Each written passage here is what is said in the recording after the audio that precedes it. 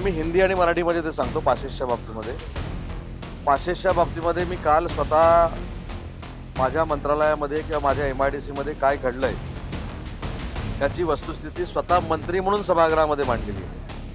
आणि त्या माझ्या भूमिकेमध्ये स्पष्ट असलेलं आहे की माझ्या महाराष्ट्र औद्योगिक विकास महामंडळाच्या लेटरहेडवर माझ्या आस्थापनेच्या लोकांची नावं टाकून काही लोकांनी पास घेतले.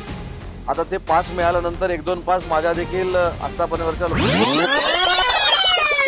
लोकांना मिळाले असतील, मी नाही असं म्हणत नाही. परंतु मी पत्र न देता, माझ्या PS नी पत्र न देता फेक सही मारून अशा पद्धतीचे 30-30 पास जर या सभागृहातनं मिळत असतील तर त्याची सखोल चौकशी झाली पाहिजे. याच्यामध्ये आपण जर जखम पायाला झालेली आहे आणि मलम जर आपण गालाला लावलं तर त्याचा काही उपयोग होणार नाही. आपण शेवटच्या टोकापर्यंत पोहोचलं पाहिजे की ही पास अशी सिस्टीम कशी काय होते. आणि मला जी काल माहिती मिळाली, मी नावासकट आज मी DCPना बोलवून घेतलं होतं. मी DCPना सांगितलं की नाहक गरीब लोकांना त्यांना पास मिळाला आहे.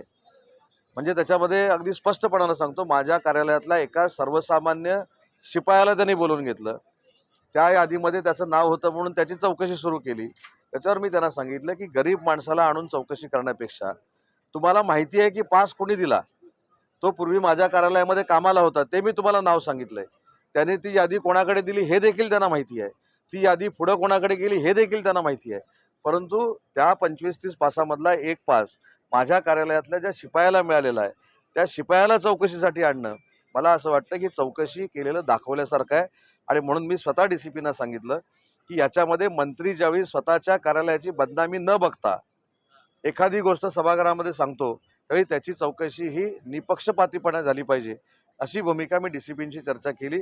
आणि त्याच्यातनं नक्की आपण खऱ्या व्यक्तीपर्यंत पोहोचू शकतो असं आता चित्र निर्माण झालेलं आहे. आपल्या सगळ्यांना माहिती आहे की दिल्लीमध्ये अर्थसंकल्पीय अधिवेशन लोकसभेचं सुरू आहे आणि शिवसेना पक्षाचे मुख्य नेते हे NDAतले देखील प्रमुख नेते आहेत.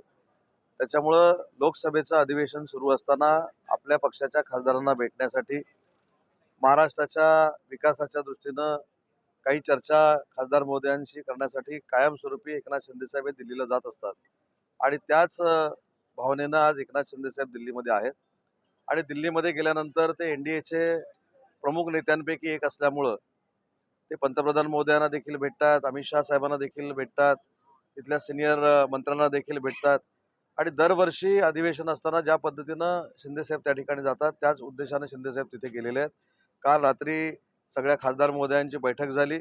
आज माननीय एकनाथ शिंदेसाहेबांनी माननीय देशाचे पंतप्रधान नरेंद्र मोदी साहेबांशी देखील भेट घेतली आणि त्याच्यावर 50 मिनिटं देखील बैठक झालेली आहे. नाही, मला नाही असं वाटत की केंद्रीय मंत्रिमंडळाच्या विस्ताराबाबत साहेबांनी कुठे चर्चा केली असेल किंवा शेवटी मगाशी जसं सांगितलं की साहेब नेहमी अर्थसंकल्पीय अधिवेशन असू दे किंवा दिल्लीतलं अधिवेशन जे चालू असतं त्यावेळी खासदारांना भेटायला जातात, खासदारांची बैठक घेतात, खासदारांची चर्चा करतात. त्याच उद्देशाने साहेब त्या ठिकाणी गेलेले होते. आणि तिथे गेल्यानंतर स्वाभाविकच देशाचे पंतप्रधान नरेंद्र मोदी साहेबांना भेटण्याची जर संधी मिळाली तर ते घेतात आणि ती संधी स्वतः मोदी साहेब त्यांना उपलब्ध करून देतात. हे खरं महत्त्वाचं आहे. आणि त्याच भावनेतनं काल शिंदेसाहेब दिल्लीमध्ये आहेत आणि आज साहेबांनी मोदी साहेबांची भेट घेतली. आता ही अंतर्गत बैठकीतली कुठच्या सूत्रानं माहिती तुम्हाला दिली मला माहीत नाही. परंतु संघटनात्मक आमदारांनी खासदारांनी भूमिका घेतली पाहिजे हे साहेबांचं म्हणणं असतं. ज्या पक्षाच्या जीवावर ज्या लोकांच्या जीवावर आम्ही निवडून येतो त्यांची सेवा झाली पाहिजे, त्यांची विकासाची कामं पूर्ण झाली पाहिजेत. हे काय खासदारांपुरतं मर्यादित त्यांचं मार्गदर्शन नसतं. तर आमच्या पक्षाचे जे ग्रामपंचायतीचे सरपंच आहेत, पंचायत समितीचे सदस्य आहेत, ZP आहेत, आता सभापती आहेत, जिल्हा परिषदेचे अध्यक्ष आहेत, नगराध्यक्ष आहेत, नगरसेवक आहेत, आम्ही आमदार आहोत आणि खासदार आहेत. त्या सगळ्यांनीच जनतेबरोबर राहिलं पाहिजे, जनतेच्या विकास कामाला न्याय दिला पाहिजे. ही भूमिका माननीय शिंदेसाहेबांची कायमस्वरूपी असते आणि त्याच भावनेतनं खासदार महोदयांना देखील मार्गदर्शन झाले. नाही, छत्रपती संभाजीनगरमध्ये जिल्हा परिषद किंवा पंचायत समितीवर काय तिथे घडामोडी घडल्या त्याची मला कल्पना नाही.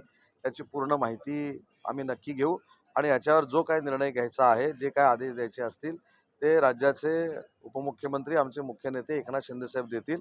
परंतु तिथे नक्की काय घडतंय हे मला त्याची कल्पना नाही. अशी घटना जर बीडमध्ये घडली असेल तर त्याच्यावर पोलिसांनी कठोर कारवाई केली पाहिजे.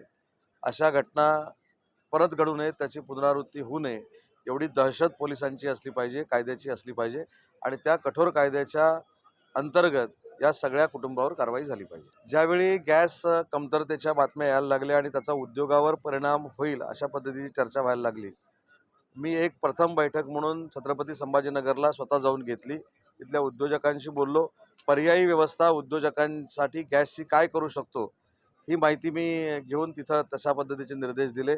कोकणामधल्या सगळ्या जिल्ह्यांमध्ये परवा मी कोकणामध्ये असताना बैठका घेतलेल्या आहेत. त्याच्यामुळं आखाती देशामध्ये युद्धजन्य परिस्थितीमध्ये कदाचित गॅसचा तुटवडा होऊ शकतो, पण असलेला गॅस कशा पद्धतीनं समप्रमाण पद्धतीनं प्रत्येक गोष्टीला पोचला पाहिजे यासाठी देखील महाराष्ट्र शासनानं गाईडलाईन तयार केलेली आहे. त्या गाईडलाईनप्रमाणे गॅसचं वाटप व्हावं हीच आमची सगळ्यांची भूमिका आहे.